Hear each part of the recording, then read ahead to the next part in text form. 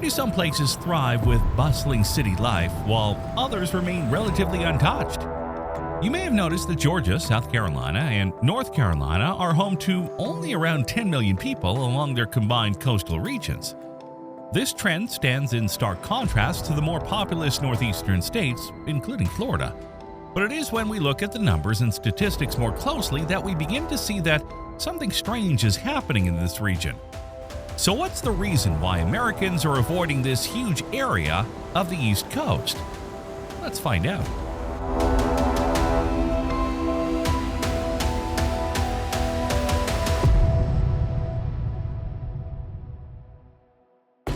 One thing that stands out when looking at state-level population figures is the contrast between the more populous Northeastern states and Florida versus the comparatively smaller populations of Georgia, South Carolina, and North Carolina. This isn't just a recent trend. The population imbalances between these regions have existed for quite some time. Despite covering more than 30% of the landmass along the East Coast, Georgia, South Carolina, and North Carolina contribute to only 15% of the region's population. When compared to the bustling Northeastern states, it's puzzling why this part of America doesn't attract more residents to its coastal areas. One would think the region is not habitable or probably boring. But one of the first things that will captivate you about these states is their natural beauty.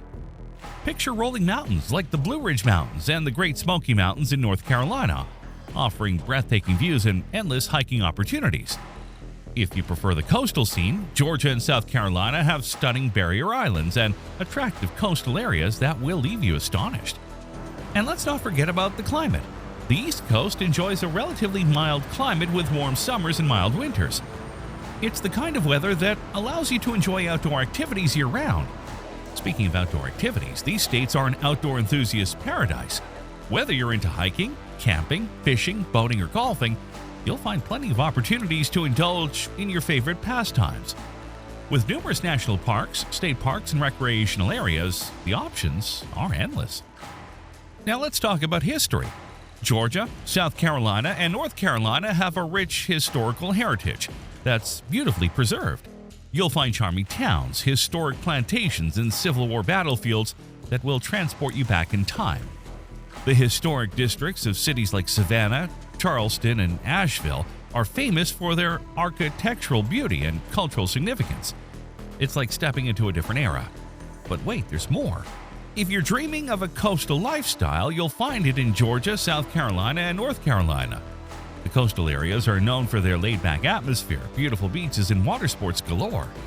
Although the eastern counties of Georgia, South Carolina, and North Carolina are fascinating regions with unique geographic features, very few Americans live in this huge area of the East Coast.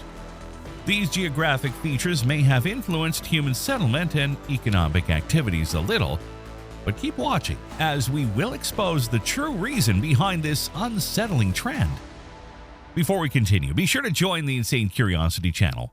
Click on the bell. You'll help us to make products of even higher quality.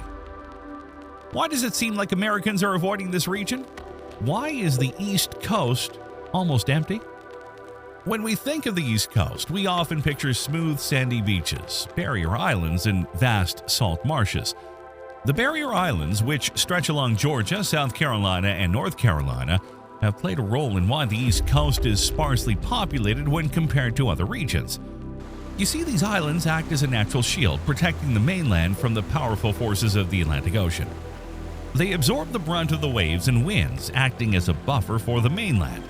That's great news for coastal communities, as it reduces the risk of damage from storms and erosions. However, these barrier islands have their limitations. They are constantly changing and shifting due to the forces of nature. This makes them unstable and unsuitable for large-scale human settlements. Building permanent structures like houses, infrastructure, and major ports is a challenge due to the ever-changing nature of these islands. It's like trying to build a sandcastle that can withstand the crashing waves. Because of this, the development of thriving maritime trade hubs has been difficult along this stretch of the East Coast. Unlike places like New Jersey, New York, and Massachusetts, where major ports have flourished, the barrier islands make it challenging to establish such bustling centers of trade and commerce. As a result, fewer people have settled in these areas, and the population density along the East Coast is relatively lower. Living on the East Coast, especially in states like Georgia, South Carolina, and North Carolina, can be a bit risky due to its extreme climate events. We'll explain why. First off, hurricanes are a big deal in this part of the country. These powerful storms can bring heavy rains, strong winds, and devastating floods. Imagine your house getting flooded with water up to your knees or even higher. It's no fun. And it's not just the water that's the problem. The strong winds can knock down trees and power lines, causing widespread damage and leaving everyone in the area without electricity for days or even weeks. Now, you might be wondering why people would choose to live in a place that's prone to hurricanes. Well, the East Coast has its fair share of perks too, like beautiful beaches, warm weather, and a rich history. But unfortunately, these perks come with a price. The risk of hurricanes is something that people have to weigh when deciding where to live. To make matters worse, climate change is making these storms even more intense. Warmer ocean temperatures fuel hurricane development, making them stronger and more destructive. This means that even areas that didn't experience hurricanes as frequently in the past are now at a higher risk. So it's not surprising that some people choose to live in other parts of the country where the risk of hurricanes is lower. They might prefer to live in places with more predictable weather patterns, where they don't have to worry as much about evacuations, property damage, or the stress of dealing with the aftermath of a hurricane. As we move further inland, we discover that the physical geography and topography in the East Coast states of Georgia, South Carolina, and North Carolina have been a major factor in shaping settlement patterns. You see, these states have some pretty interesting natural features like mountains, forests, and swamps. While these might be great for camping trips and exploring nature, they can make it a bit tricky to build big cities and towns. Mountains, for instance, can make it difficult to construct roads and buildings. They can also limit the amount of available flat land, which is important for setting up communities. It's like trying to build a house on a steep hill, not the easiest task. Forests, on the other hand, can make it harder to clear land for development, plus they provide a home for wildlife. Imagine trying to build a neighborhood when there's a family of bears living in your backyard. And let's not forget about the swamps. Swamps are wetlands with lots of water and marshy ground. While they're great for supporting unique ecosystems, they're not the most ideal places for building homes. The ground can be unstable, and it can be challenging to find solid footing for construction. So when you put it all together, these geographical features in Georgia, South Carolina, and North Carolina make it a bit more difficult for people to live there in large numbers. But hey, that doesn't mean these places aren't worth visiting or exploring. They offer their own unique beauty and charm, and many folks still call them home. It's just that the geography and topography make it a bit more challenging to build bustling cities and towns like you might find in other parts of the country. Also, when discussing the sparse population of the East Coast, we must consider historical events. Many years back, these states had mainly agricultural economies. That means they relied heavily on farming. And farming, as you know, requires a lot of land. Most people living within the region focused on agriculture, especially the plantation economy. They grew cash crops like tobacco, cotton, and rice. These crops needed a ton of labor to take care of them, and that's where things get really dark. The demand for labor led to a huge increase in slavery in these states. It's a sad part of history, and its effects can still be seen today. Fast forward to today, and we can still see the effects of this historical background. The economy of the Southeast has evolved, but it still faces challenges that make it less attractive for people to live there. One major economic factor that affects people's decisions to live there is job opportunities. The East Coast has a reputation for having fewer job options compared to other parts of the country, like the bustling cities on the West Coast. This means that people might not find as many opportunities to make a living and support their families. Another economic factor is the cost of living. Living expenses like housing, groceries, and utilities can be quite high in these East Coast states. It can be challenging for families to make ends meet, especially if they don't have stable jobs or well-paying careers. Some people might prefer to live in places where the cost of living is lower, giving them more financial breathing room. Additionally, the East Coast states have experienced a shift in industries over time. While agriculture was once the backbone of the economy, other sectors like technology, finance, and manufacturing have taken the spotlight in different parts of the country. This means that people seeking opportunities in these industries might not find as many options on the East Coast, leading them to choose other regions to settle down. Urbanization and industrialization play a big role in where Americans choose to live. And one reason why many people don't settle on the East Coast, specifically in states like Georgia, South Carolina, and North Carolina, is because these areas haven't seen the same kind of fast growth as other parts of the country. Now here's the thing. When cities go through urbanization, they become larger and more developed. They get more buildings, more businesses, and more people moving in.